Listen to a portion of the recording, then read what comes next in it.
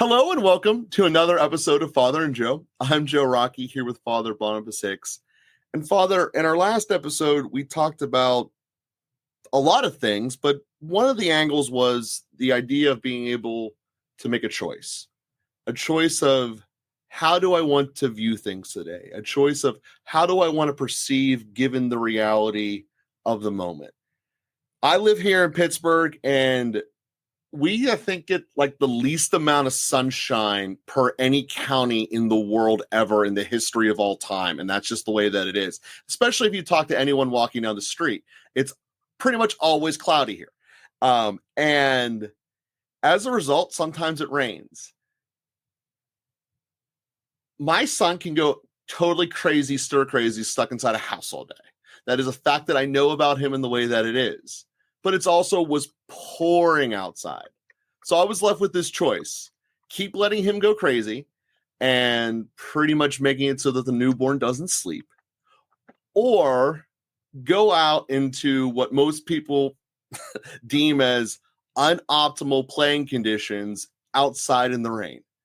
And ultimately what we did is we walked to a tennis court and I had him hit wiffle balls on a tennis court because it's a tennis court. There's no mud, but we're totally soaked in rain.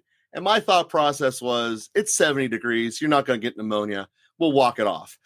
And it ended up being an absolutely great time. And I bring this up because certainly we've all had either figuratively or literally rain in our lives that we just don't want to deal with or enter, let alone bring someone else to or create a situation that would be helping others. In this case, it helps my wife because she doesn't have to deal with both of them running around at the same time. It helps him because he's happy he gets to do something and build a skill set of hitting the ball.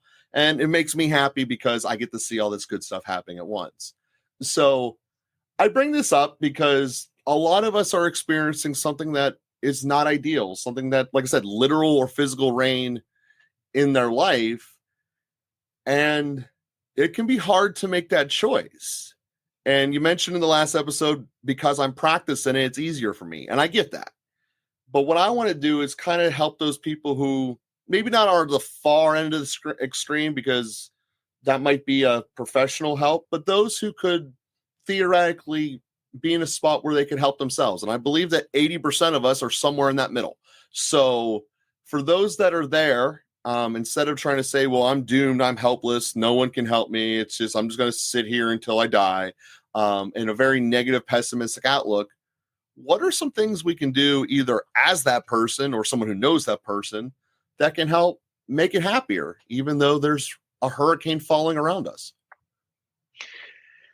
Yeah, it's a really important question, and related certainly to our last episode in summoning us to greater compassion for those who don't always have a sunny disposition, either because they don't live in a sunny city or just because their life, for a variety of reasons, is lacking, maybe has been lacking for a long time, even since conception and birth, from the love that we need. That's really the key thing. It's sort of like we have become very tuned in to exercise and nutrition and the impact that makes on our body. And if we get poor nutrition, then we get, low energy and other kind of strange aches and pains, diseases, whatever. And then that prevents us from getting good nutrition. So we get this kind of negative feedback loop.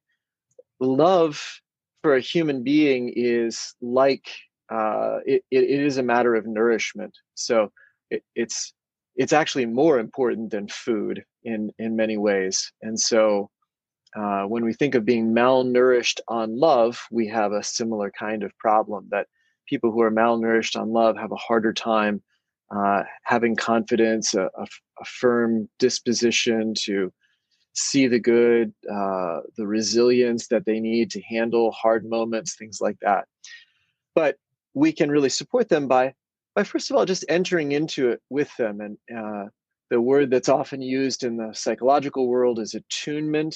And attunement can even be measured by sort of matching heart rate and matching breathing rate, not beat for beat, but actually slowing down, or there's a kind of connection that happens, what they call emotional co-regulation. And the reason I say that is that to really connect with someone. I think we can probably all identify the experience of when I blow into a room and someone says, "Hey, my house just got hit by hail and I need to get my roof replaced." And oh man, sucks to be you. All right, I got to go. Uh, that's clearly not a connection. Um, Even coming in and saying like, "Hey, I know this roof fixer. He'll get your things figured out."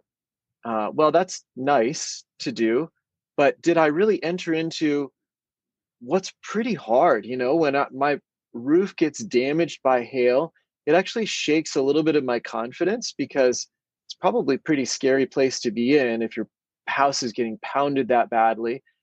You really need your house to live, and if that could get beat up that badly, it could be worse. You have no control over that. Sometimes the damage is overwhelming enough that it costs a lot, and you need to. Anyway, there are a number of things that, depending on the person, can be more or less disturbing. Do I take the time to understand that, to enter into that, to give the person space to say, and maybe I even invite it by saying like, was that pretty scary? Or like, are you shaken up about that? How are you doing with that? And then you see how the person goes. Now, some people are very resilient and they're just like, I imagine you being this way a little bit, Joe. You're like, well, things got broken. I know the path to fix them. I know the guy to call. It's going to be fine. We got the cash flow, and you just kind of roll with things. And you do have some of those resources. I suppose if you were hit by something that was beyond your resources, that might affect in a different way. But other people, even with the resources, or they don't know how to call on those, uh, who to call or how to handle the problem or what to do about it. And then again, our house, the reason that burglary is comparable to assault is because our house is closely identified with our person. And those are things we Mhm. don't always note, uh, how much an impact when, somebody's house gets broken into. And again, a way to do that badly would be, oh, did they take anything? Well, no, the most valuable stuff was there. Oh, well, thank God, then you got away fine. Well, actually, there's a lot more pain and fear, and people are more shaken up than just the estimation of what was lost or not. And so, the willingness to really enter into somebody's pain, to hold it with them like that, that's where we get some traction. That's kind of how I think of it. We attune, and at that point, we may be in a place. You don't want to move too quickly to then disconnect from somebody, but we might be in a place to propose something positive. The best thing is usually when the person themselves is the one that says that. So I say, "Wow, your house got broken into. Are you, how are you handling that?" "Well, I'm just really shaken up by it. I don't, it's like I never expected that. That happens to other people. I never thought, I don't know, they were in my stuff. Like somebody was in my house, and I'm just so disturbed. I don't know what they touched, what they saw. They left something there. I feel so violated." Anyway, you can sort of enter into that and identify with it, understand it.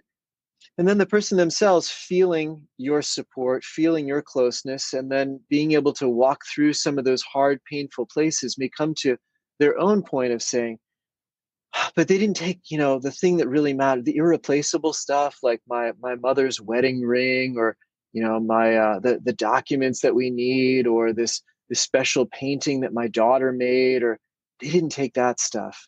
And then you see them move into their own positive space, and then you can reinforce that, like, that's really beautiful. That there's something good you can see that came out of that. It's not all bad. Somebody's looking out for you, and you can kind of reinforce that. But those are ways that we can really support people in hard things, and then help them steadily to move toward positive things. That's a little bit more extreme example. On a daily basis, uh, where we're not so weighed down by something that we're, a pain that we maybe don't want to feel and are tempted to shove down and avoid, just kind of daily life, pointing people to the positive, or asking the question like, what's the best thing that happened to you today? What's your best moment this week? What when you think of the week, what brings you joy?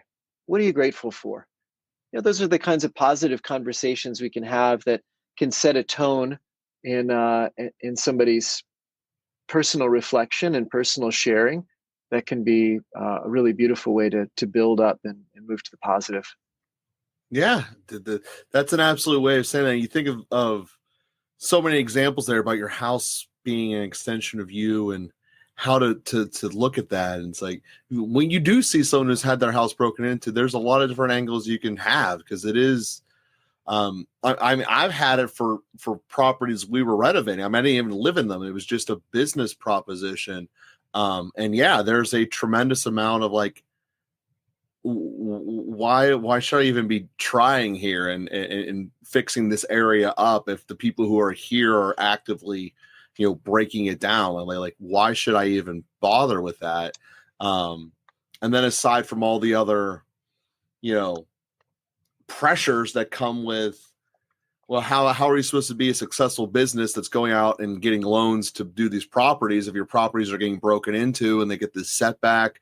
What's that going to do to the future relationship with your lenders? And is this one even going to be able to be salvaged? Like all these thoughts and feelings are real. It doesn't matter what your this disposition is. I mean, I've lived that. I mean, that's something that happens. And again, it was a vacant house. I mean, there wasn't even the ability really to do a whole ton of damage to it yet, and it was still one of those things where it's like, wow, this is it gets you. I mean, there's just certain things that when you feel that your identity is attacked, it's a thing. I mean, I've seen business owners have a very similar effect when someone takes advantage of their business in whatever capacity.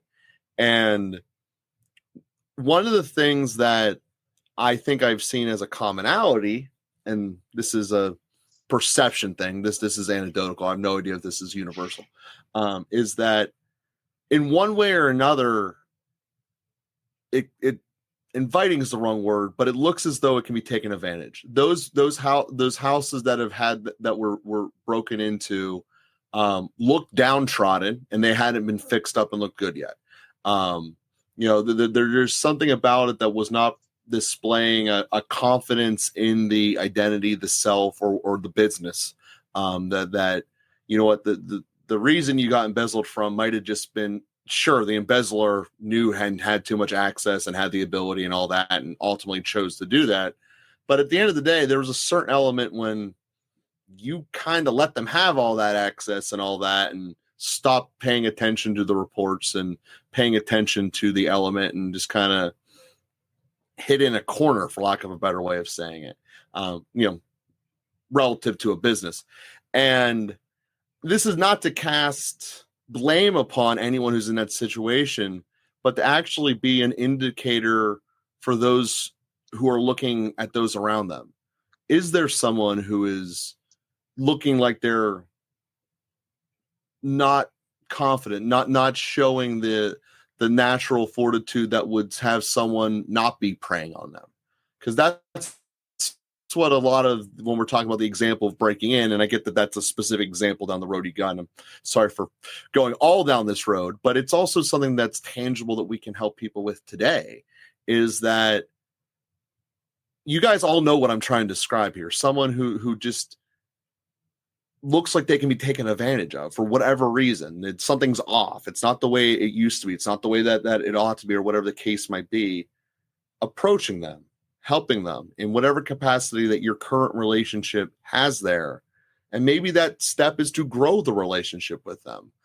Seeing a place that can be helped and restored is actually a remarkable feeling. I mean, as the roller coasters of emotion go, I've had houses broke into and get vandalized, and then seeing them being ultimately happy and seeing the new owners moving into them, it's the other end of that roller coaster.